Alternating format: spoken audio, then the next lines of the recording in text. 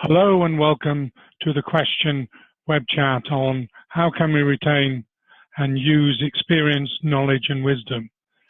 This is a fundamental problem across all corporate treasury departments because when people retire, the experience walks out of the door. To discuss this, we are joined by Paul Seaman, who's been a corporate treasurer for 30 years, in which he's led treasury teams in a wide range of projects.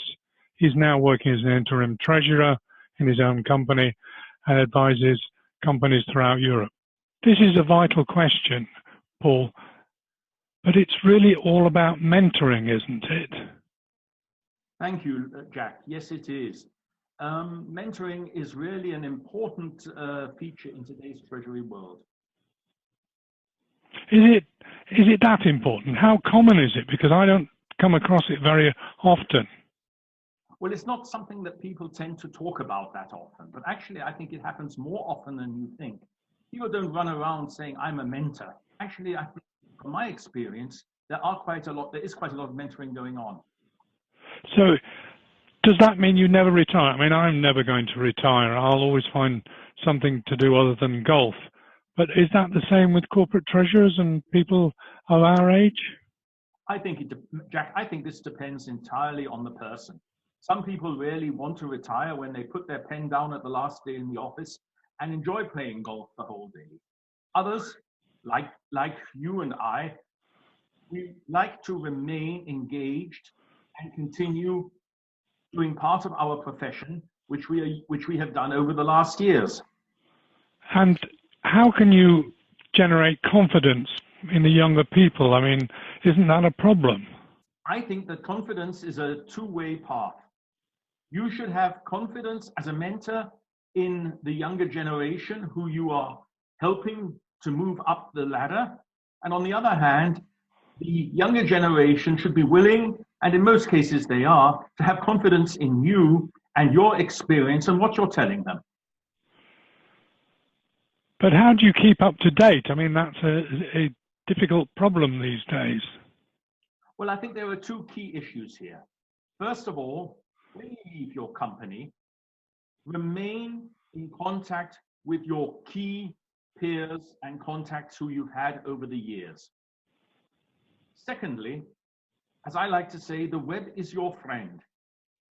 10 or 20 years ago, there was no possibility really of, once you had left the company, of knowing what was going on in the treasury world.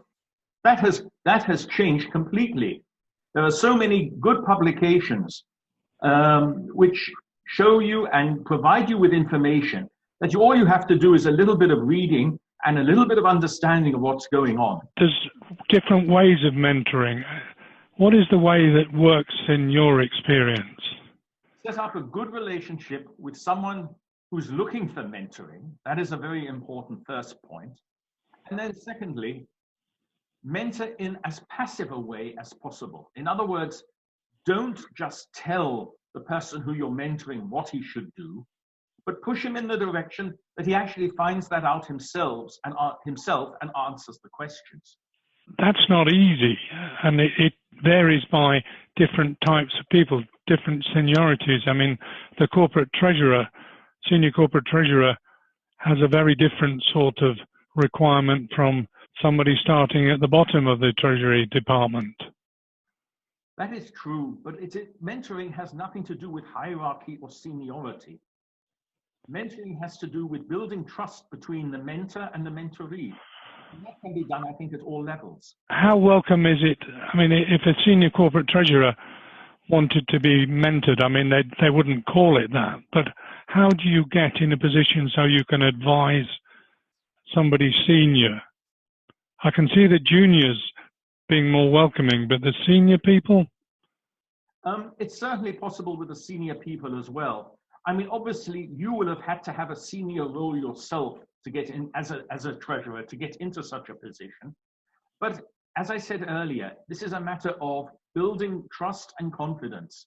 And if that person is willing to give you a call and accept you as a mentor, then there's no reason why you should not be just as willing to help him solve his questions. You keep saying him, there must be ladies involved as well.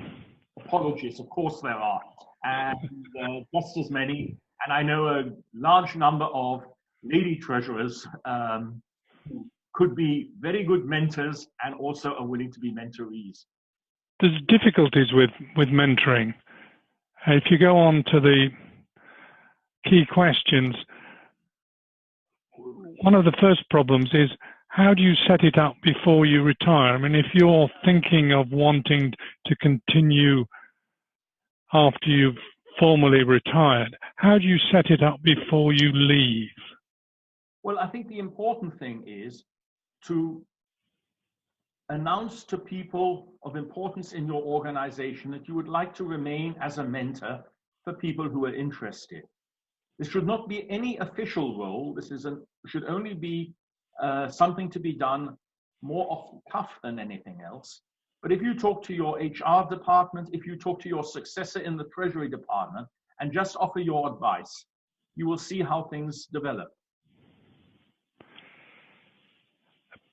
That doesn't always work though, does it? Because the track record of some people doesn't naturally make them to be the natural mentors, even though they've got huge experience and huge wisdom. How do you overcome that? Of course, you are quite right. And I think you need to be very honest with yourself, Jack. You need to ask the question, now, am I good as a mentor? Can I really help people? And don't force yourself to say, I am now a mentor and I will help people who come to me. You have to be a very good listener to be a mentor. And you have to ask yourself if you have all the qualities required to do the job well. Then we move on to, what capacity should you be a mentor?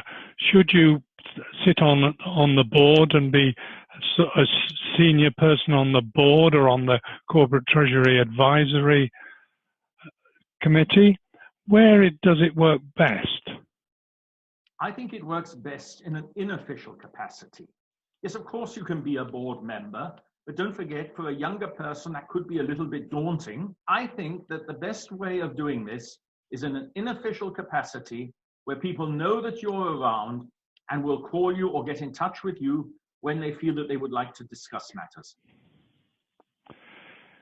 Yet there are an awful lot of non-executive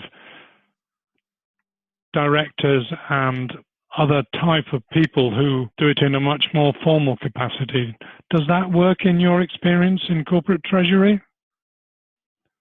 It can. What's really important is that you don't have too close a working relationship.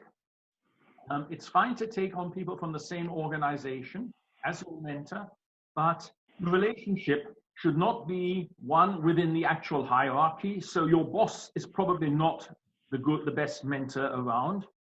Is it better in a way for you to be not from the company, but be a mentor, an external mentor, or rather than an internal mentor?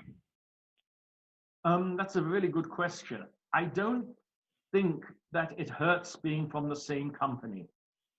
You have an understanding of the culture of the company and the way things work there if your mentor comes from the same entity as you do. It can also be external, but as I mentioned, the most important part is that it is not someone who reports or to whom you report directly. It could be someone from a completely different department, someone from HR, someone from communications, or if we're talking about treasury, it could also be another finance function.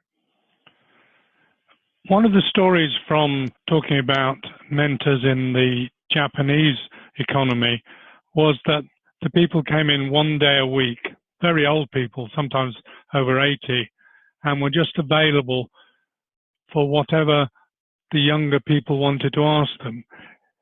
Does that work, or do you need more formal arrangements? I think again here, it's more likely to work in an environment in Southeast Asia than it is here. People will probably find it difficult to walk into a room full of, let's say, elderly people and then select one and say, I now want to ask you a question. I think that probably is a little bit difficult here in Western Europe. So what's the solution? The solution, I believe, is more on a one-to-one basis. While you're working at the company, you can always, you should, not can, but you should always, make it clear that mentoring is something that you would like to do over the next years. And I think the younger generation nowadays are more open to mentoring than probably they were a few years ago. So I think there is quite a strong possibility that they may actually come to you and discuss this issue. But you need to be available so that they can see you and think, oh, I was going to ask you. Oh, absolutely. But I mean, that's really quite simple. Invite them for a coffee somewhere. Get an opportunity to see each other. And I mean, that's the only way where you will really be able to get to know each other better. You can't do this just over the phone. Subsequent sessions, yes, they can be done over the phone, but you certainly need a face-to-face meeting to start with. And then inevitably the last question is, how long do you allow mentoring to go on? How long before you finally retire the retiree? That will vary from person to person, of course. But I think as long as you, A, know what's going on in the treasury world, and B, you see that people are interested in your advice and still contact you, there's no real limit. Of course, one day the time will come when you realize, well, people aren't calling you anymore, and you haven't really been following up what's going on, and the latest technological issues, you just don't really understand them. You don't know what blockchain is and this kind of thing. If you're not really in a position to provide good information, you should then at that point call it a day. Generally speaking, I think that most mentors are aware of this and they will realize when the time has come. Paul, that's been absolutely fascinating. I think that the role of mentoring across corporate treasury is going to increase. Thank you very much. It's been a pleasure, Jack. Thank you.